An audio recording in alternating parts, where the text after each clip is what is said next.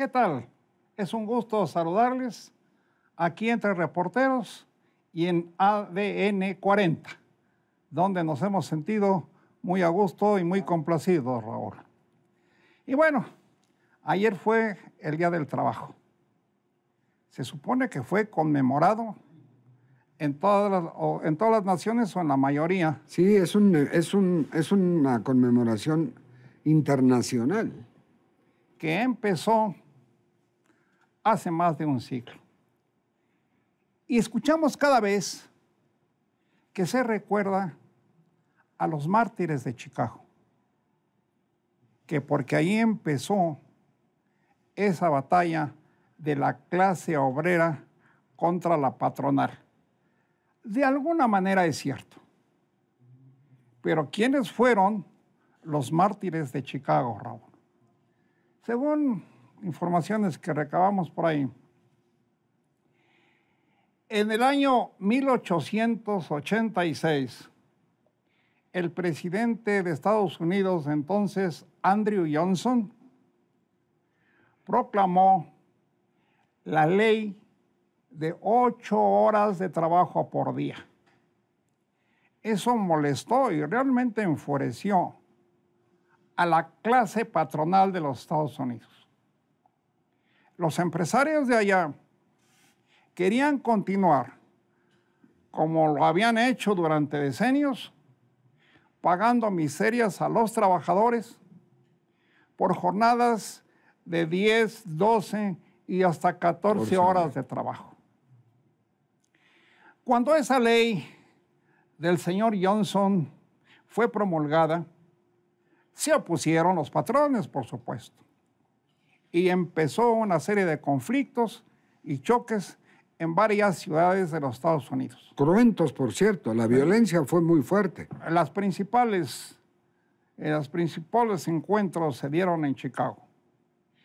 Como los patrones de ahí no aceptaban esa jornada de 8 horas diarias de trabajo, pues los trabajadores fueron a hacer una manifestación enfrente de una empresa McCormick, que ya entonces empezaban a surgir las transnacionales. Y el día 3, en una plaza muy concurrida, también de Chicago, hubo otra manifestación, y esta fue peor, porque los mismos patrones hicieron estallar una bomba. Esto provocó que en todos los Estados Unidos empezaran los levantamientos y las protestas contra la clase patronal. Así se llegó a noviembre de ese 1886, cuando fue instalado un juicio en contra de 4 líderes en Chicago, que les llamaron anarquistas. Y bueno, el jurado fue compuesto por patrones. Desde luego. Y hasta por la mamá o el papá de uno de los policías muertos en las refriegas. Y condenaron a los 4 anarquistas a la pena de muerte. Y los colgaron públicamente. Y así murieron, ahorcados y a la vista de más de 500,000 de habitantes de Chicago. Esos son los verdaderos mártires de Chicago, los muertos, ahorcados y tanta gente que participó en estos movimientos, Raúl. Ahí en todo esto, el movimiento obrero de Estados Unidos, que tuvo un eco en todo el mundo y desde luego en nuestro país, llevó hasta que en febrero 14, curiosamente, mire, lo que le llaman el Día de San Valentín, fue una de las últimas masacres donde balacearon a los trabajadores que exigían en la aplicación de la ley del presidente norteamericano la jornada de 8 horas de trabajo. Y entonces, el Día del Amor y la Amistad, visto comercialmente 14 de febrero, es el Día de San Valentín de esa tragedia. Bueno, y en Europa empezaron estas celebraciones y fueron impuestas las jornadas de 8 horas diarias de trabajo. en casi todas las naciones europeas, excepto Alemania, que en aquel tiempo era muy renuente también a favorecer a la clase trabajadora.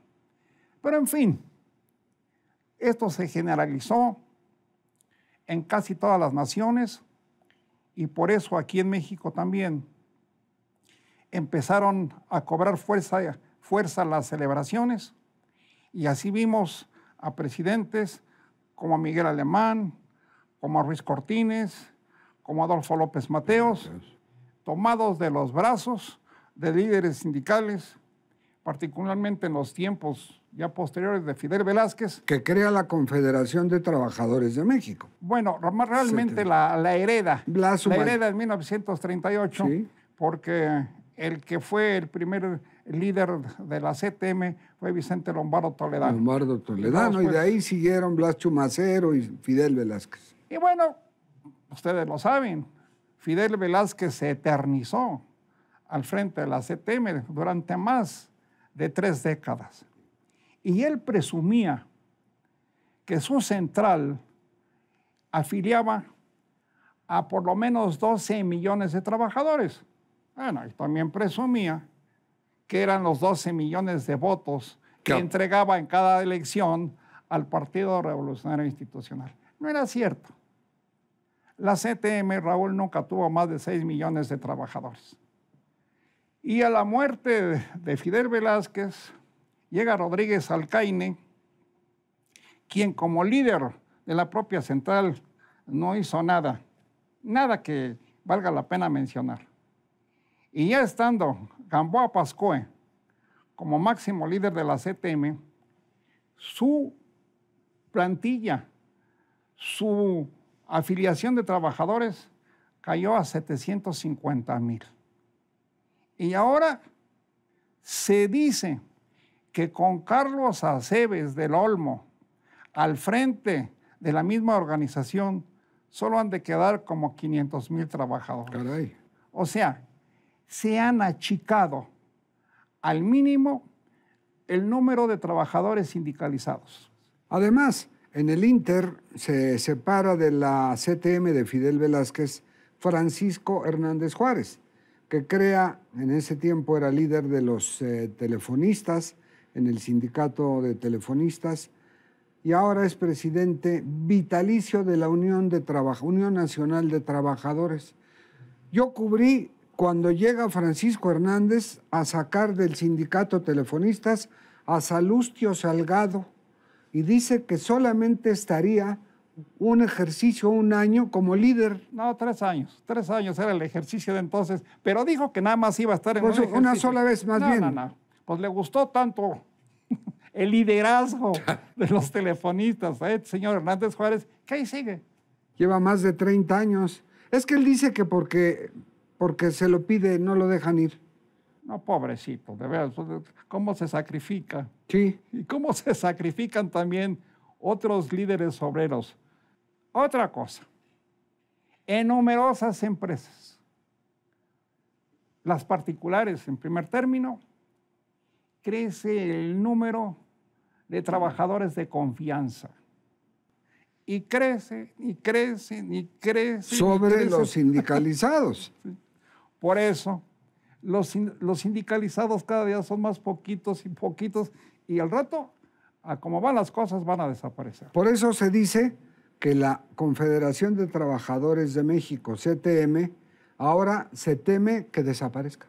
Se teme que desaparezca, y la CROC por el estilo, y la CROM por el estilo, porque son centrales que nada más se dedican, por ejemplo, los de la CROP, pues a los sindicatos restauranteros, de cantinas, etcétera, y son los que aprovechan las cuotas de todos esos negocios para seguirse enriqueciendo. ¿Cuánto cobra la CTM por sindicato al mes? Lo último que me dijeron son 25,000 pesos mensuales a cada uno de los sindicatos afiliados. Si son 375, cuando eran miles, qué fortunas, oye. Bueno, pero tampoco la actual está tirada a la calle. No, o sea, pero estaba mejor antes, como dicen, ¿no? Aquí es cuando uno se pregunta, A nosotros los contribuyentes nos traen en friega con todas las declaraciones mensuales, trimestrales y etcétera, etcétera, todo lo que se les ocurre. Uno se pregunta, ¿eso mismo se hace con los sindicatos setemistas y demás? ¿También los fiscalizan? ¿Los auditan? ¿Sí? No he sabido que eso suceda, pero pues igual ojalá que lo hagan. En alguna de esas, ¿verdad? Porque si algo necesita el actual gobierno como los anteriores, es de recursos y más recursos, porque ya no alcanzan. Nada más les vamos a dar un dato. La deuda externa e interna de México ya pasa de los 10 billones de pesos. Más de 10 billones de pesos debemos y ya no sabe el gobierno de dónde agarrar dinero para cubrir tantas necesidades que sufre el propio gobierno y todos los mexicanos. Por eso los excedentes del Banco de México, que se aplicaron una gran parte para pagar intereses de deuda y otra para servicios, me refiero a los que ofrece el gobierno en el sector salud o en el sector social, fueron aplicados, pero para la deuda fundamentalmente. Pues empezamos con la celebración del Día del Trabajo y ya ven cómo acabamos. Quiere decir que en los otros programas les vamos a seguir mencionando estos y otros temas que interesan a ustedes y a todos nosotros, a todos. Sobre todo saber que quienes, en el caso de ser sindicalizados de los sindicatos que quedan, pues vaya panorama tan gris que hay, sobre todo cuando se prolifera el hecho de que haya outsourcing que agarra a los trabajadores. Y hay otra maniobra que también habría que señalar de algunos abogados laboristas que han vivido y se han enriquecido a costa de decirle a los trabajadores, pues ¿saben qué? O aceptan este pequeño porcentaje de aumento o la fuente de trabajo pues se puede perder. Si vas a hablar nada más de los tribunales del trabajo, son verdaderas cloacas, pero este es un tema que les vamos a tratar en otra ocasión. Por hoy, muchas gracias por su atención. Muchas gracias, Raúl. Gracias. Y aquí estaremos viéndonos. Entre reporteros en ADN 40, con el gusto de estar con usted. Gracias.